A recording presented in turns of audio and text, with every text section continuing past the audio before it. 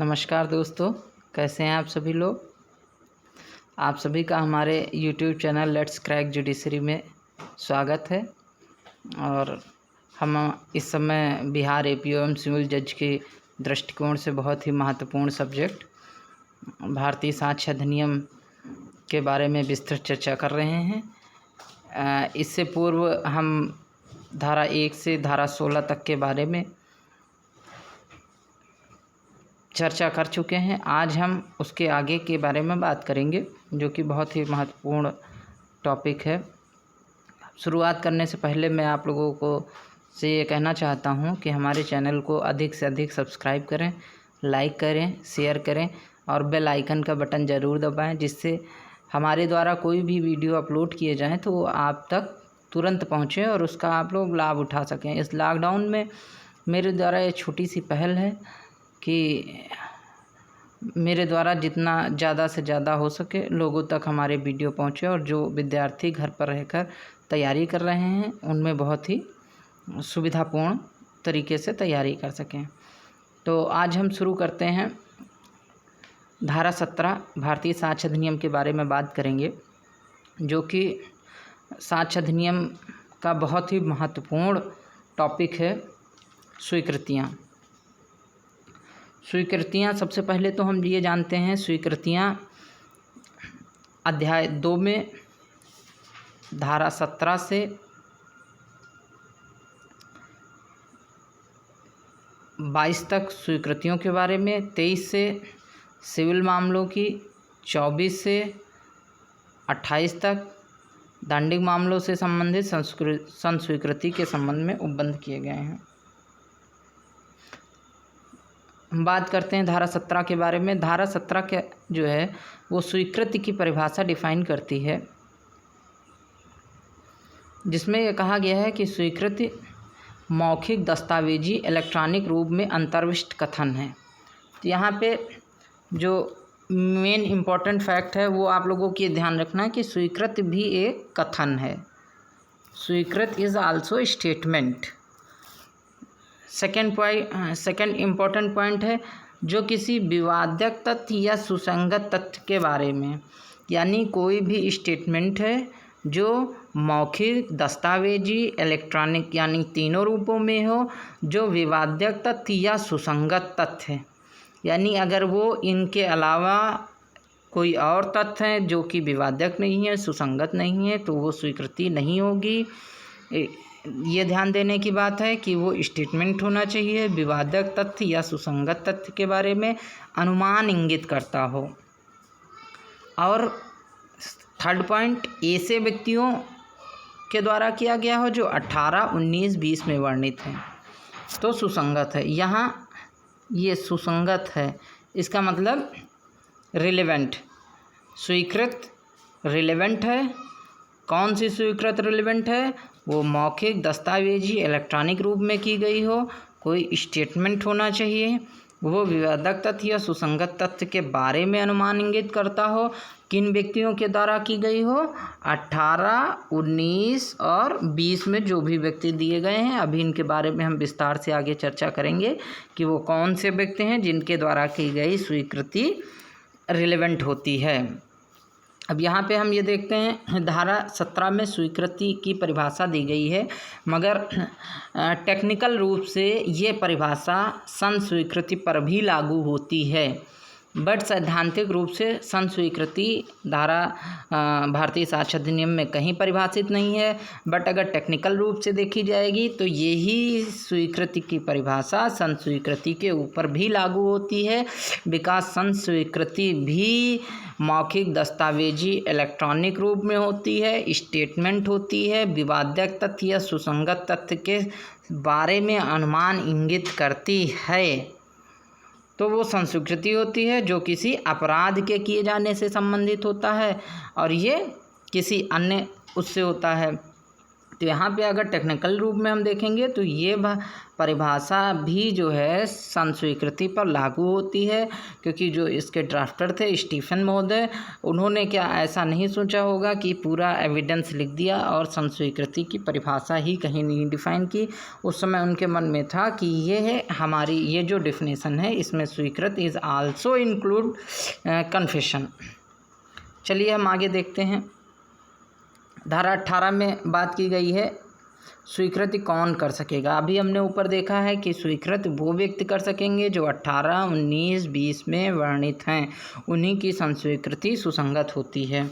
अब हम देखते हैं 18 में कौन से लोग हैं जिनकी संस्वीकृति सुसंगत होती है।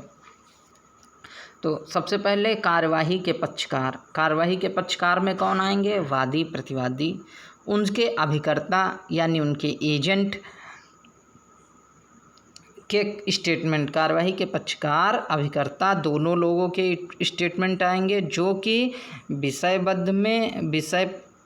वस्तु में हितबद्ध पक्षकार द्वारा उस व्यक्ति द्वारा जिससे हित उत्पन्न हुआ हो की गई हो, बशर्ते यहाँ पे शर्त एक है कि वो हित चालू रहने के दौरान किया गया हो। अगर वो हित ख़त्म हो गया है, चालू नहीं है, तो वो स्वीकृति रिलेवेंट नहीं होगी, वो स्वीकृति रिलेवेंट नहीं होगी।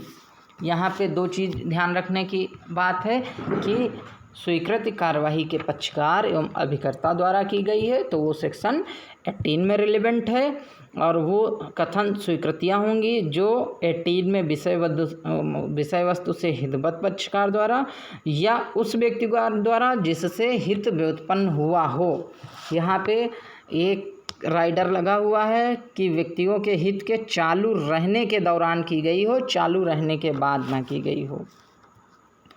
तो यहाँ पे हम धारा 18 आप लोग समझ गए। दो लोगों की स्वीकृति रिलेवेंट है, कार्यवाही के पक्षकार और उसके अभिकर्ता।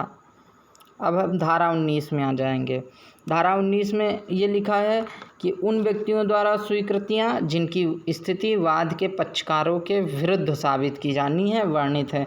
मतलब यहाँ पे हमने बहुत शॉर्ट में लिखा है क्योंकि ये मेरे नोट्स हैं, समझने के लिए हैं। मैं आपको इसका PDF प्रोवाइड करा दूंगा अपने Telegram channel let's crack judiciary के माध्यम से।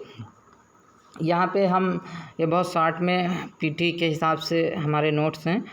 और धारा 19 में कहा गया है वे कथन जो उन व्यक्तियों द्वारा किए गए हैं जिनकी वाद के किसी पक्षकार के विरुद्ध स्थिति या दायित्व साबित करना आवश्यक है, स्वीकृतियां हैं यदि ऐसे कथन ऐसे व्यक्तियों द्वारा या उन पर लाए गए वाद में ऐसी स्थिति या दायित्व के संबंध में व्यक्तियों के विरुद्ध सुसंगत होते, यदि वे उस समय किए गए होते जबकि उन्हें करने वाला व्यक्ति ऐसी स्थिति ग्रहण किए हुए है या ऐसे दायित्व के अधीन है।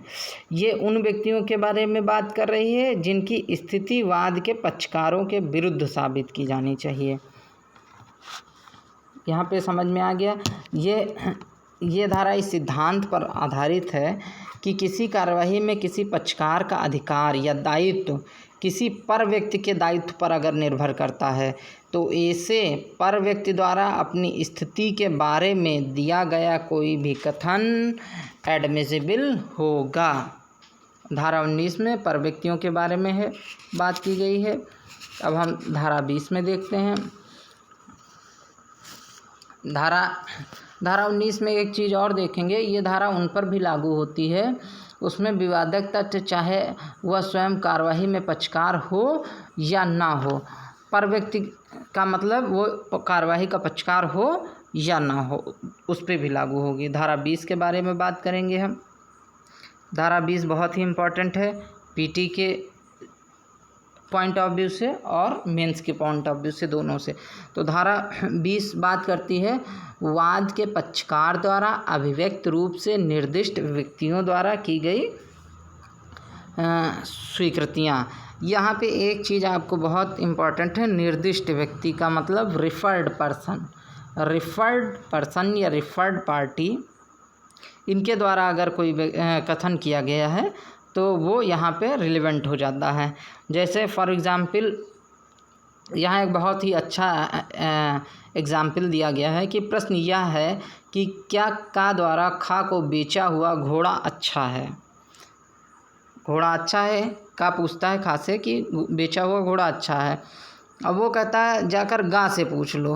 गा का मतलब निर्दिष्ट व्यक्ति, गा यहाँ पे रेफरी हो गया, और गा इस बारे में सब कुछ जानता है। गा इस बारे में सब कुछ जानता है, तो गा का कथन जो है वो स्वीकृति हो जाएगा। मतलब निर्दिष्ट व्यक्ति, ये जो निर्दिष्ट व्यक्ति है ये यहाँ पे गा है, और गा द्वारा किया गया कोई भी कथन है तो ये एडमिसिबल हो जाएगा धारा 20 में। ये धारा पीटी के लिए बहुत इम्पॉर्टेंट है, कई बार पूछा जा चुका है कि रेफरी से संबंधित कौन सी धारा है, तो रेफरी से संबंधित धारा 20 है। अब हम आते हैं धारा 21। धारा 21 में ये कहा गया है, जनरली एक सामान्य नियम है कि स्वीकृतकर्ता के विरुद्ध साबित की जाती है। साक्ष्य विधि का एक ये सामान्य नियम है, परंतु धारा 21 इस संबंध में एक अपवाद सृजित करती है कि कुछ परिस्थितियों में स्वीकृत उसे करने वाले व्यक्ति द्वारा या उसकी ओर से साबित की जा सकेंगी। कुछ परिस्थितियों में स्वीकृति उसे करने वाले व्यक्ति द्वारा या उसकी ओर से साबित कीजिए। जनरली स्वीकृत कौन साबित करता है, उसके विरुद्ध प्रतिपक्षी द्वारा साबित की जाती है, परंतु 21 इसका अपवाद गठित करती है। इसका एक बहुत ही महत्वपूर्ण एग्जाम्पल है कि अमुक विलेख कूटरचित है या नहीं। जब प्रश्न ये है कि अमुक विलेख कूटरचित है या नहीं, मैंने शॉर्ट में इसको याद करने के लिए लिखा है कि धारा 21 अगर कूटरचित विलेख के बारे में आ जाए तो आप आइडेंटिफाई कर लें कि ये धारा 21 से संबंधित एग्जाम्पल है। यहाँ पे जो हमारा एग्जाम्पल है वो पूरा ये है कि धारा 21 में एक एग्जाम्पल है कि अगर प्रश्न यह है कि अमुक विलेख कूटरचित है या नहीं है, तो जैसे का ने ये कहा है कि कूटरचित है, तो का साबित कर सकेगा कि का कोई कथन कि विलेख कूटरचित है। अगर का ने कहा है तो यह बात खा साबित कर सकेगा, किंतु का अपना यह कथन कि विलेख असली है साबित नहीं कर सकेगा, और ना खा अपना यह कथन कि विलेख कूटरचित है साबित कर सकेगा।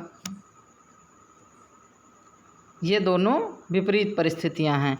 यहाँ दोनों अपने ही कथन को साबित नहीं कर सकते हैं। एग्जाम्पल का है, ये बहुत ही इम्पोर्टेंट एग्जाम्पल है, कई बार एग्ज़ाम में पूछा भी जा चुका है। ऐसे ही एक एग्जाम्पल इसका है, एग्जाम्पल सी, कि का द्वारा कलकत्ते में किए गए अपराध का अभियुक्त है, और वह अपने द्वारा लिखित और उसी दिन लाहौर में दिनांकित और उसी दिन का लाहौर का डाक टिकट चिन्ह धारण करने वाला पत्र पेश करता है। पत्र की तारीख का कथन ग्राह्य है, क्योंकि यदि का की मृत्यु हो गई होती तो वो 32(2) के अधीन ग्राह्य होता। अब यहाँ पे एक चीज़ और हमको देखनी है कि धारा 21 में जो कथन किए गए हैं वो 32(2) के अधीन अगर ग्राह्य हैं तो वो यहाँ पे भी एडमिसिबल हो जाएंगे। इस तरीके से दोस्तों ये धारा 17 से और धारा 21 तक के बारे में हम लोगों ने इसमें बात किया है। अब 21 के बाद हम लोग आगे 22 से अपने अगले वीडियो में हम लोग बात करेंगे, और इसके बारे में कैसा आप लोगों को ये वीडियो कैसे लगा इसके बारे में हमें लाइक कमेंट करके प्लीज़ इसको सब्सक्राइब करें, लाइक करें, शेयर करें और कमेंट करें कि ये हमारा वीडियो कैसा लगा, इसके बारे में ज़रूर बताएं, और हम अपने नेक्स्ट वीडियो में इसके आगे के जो भी सुसंगत प्रावधान हैं उनके बारे में चर्चा करेंगे, विस्तार से चर्चा करेंगे। धन्यवाद।